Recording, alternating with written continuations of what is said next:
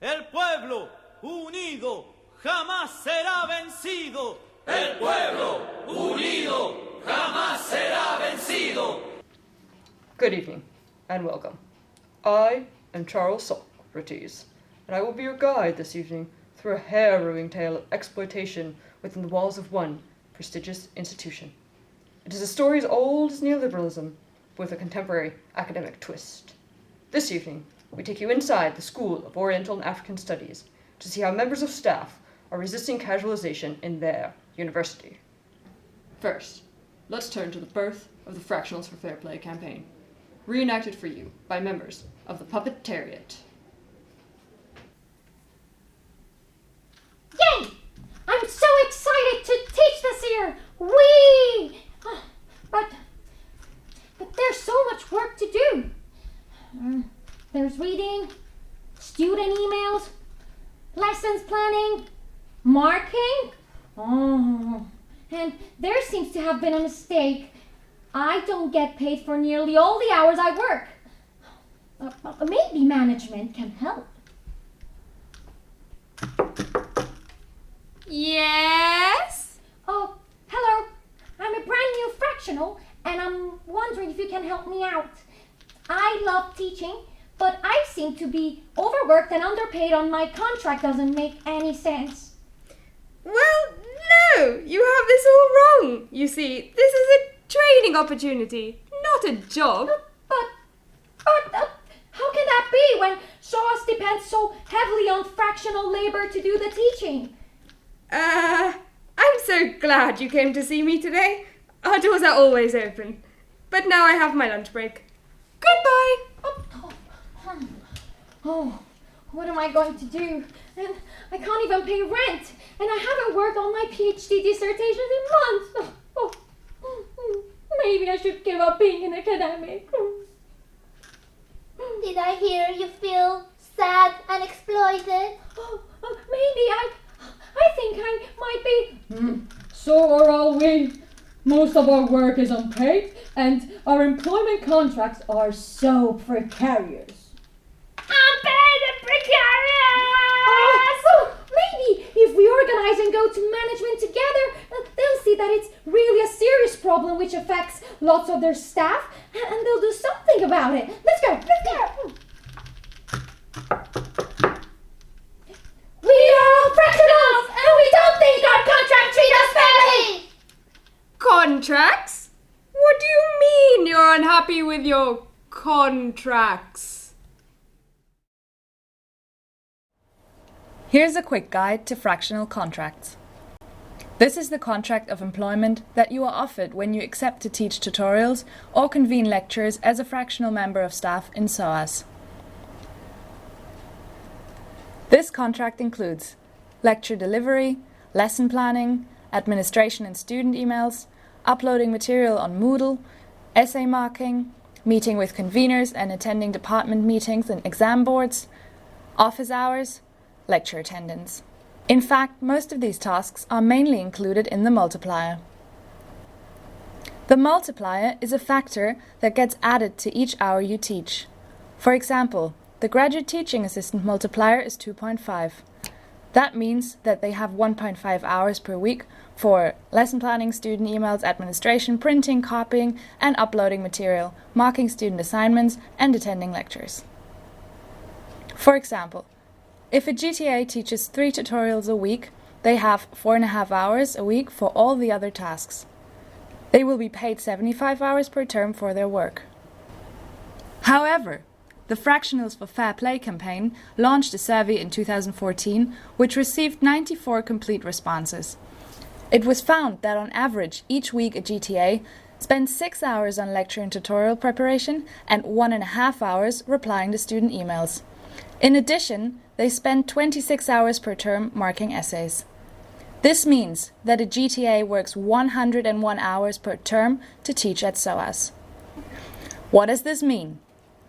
In the real world, a fractional GTA works 101 hours, while in the fictional world of the contract, they work 75 hours. This amounts to, on average, 26 hours of unpaid work.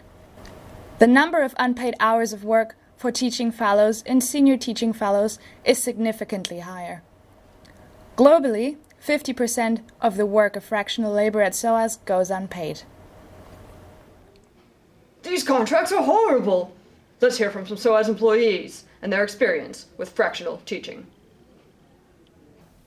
Hi, I'm a fourth year PhD student and a fractional at SOAS. Hi everyone, I am a GTA fractional. Hi, I was a fractional and I'm a PhD student. I was a senior teaching fellow and also a graduate teaching assistant at SOAS for 1 year. I'm a fourth year PhD student and I'm a fractional teacher and 2 faculties at SOAS. I teach at SOAS because I was actually interested to see what teaching was about and if this was something that I wanted to do. I taught at SOAS because I needed a job and because I wanted to be able to teach, to come out of my PhD with some experience teaching students. Which, as everyone knows, you have to kind of have that kind of experience when you go out to the job market. I taught at SOAS because I wanted to engage with students about the topics that I was studying that were related to my PhD. I became a teacher because I love teaching, and I'm here because I had amazing teachers.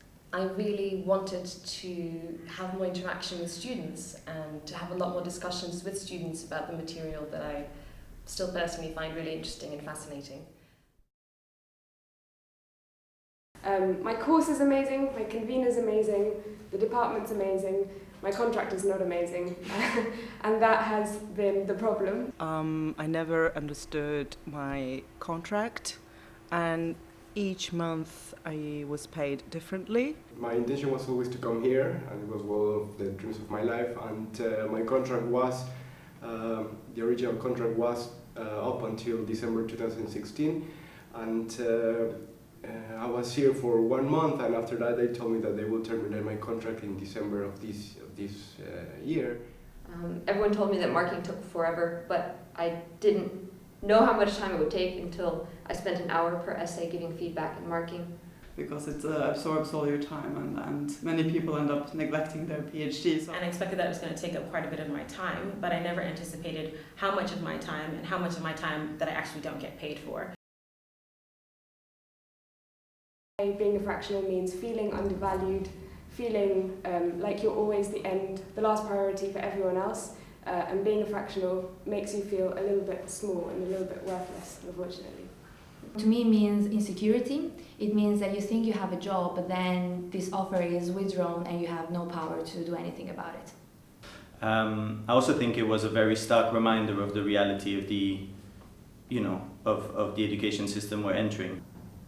Being a fractional to me means, in many cases, that you're both a consumer of the commodity of a PhD, and you're also a provider for your labor power. I start thinking of myself and of my own time in a similar way that the contract thinks of it.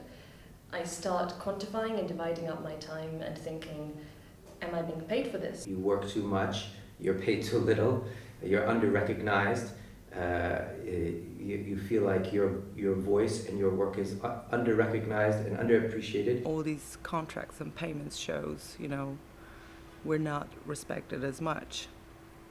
It means that I toggle between feeling really excited about working on the courses, really excited about the students, really excited about going to the lectures, and feeling really resentful about how much time I spend going to these different things that I don't get paid for. So it's this thing between being very excited, very proud of the work that I do, but also slightly resentful of how much work I have to do. This is a story of agitation, organization, and struggle.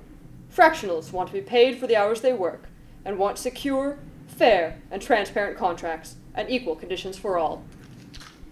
We are all fractionals! El pueblo unido jamás será vencido. El pueblo unido jamás será vencido. De pie cantando.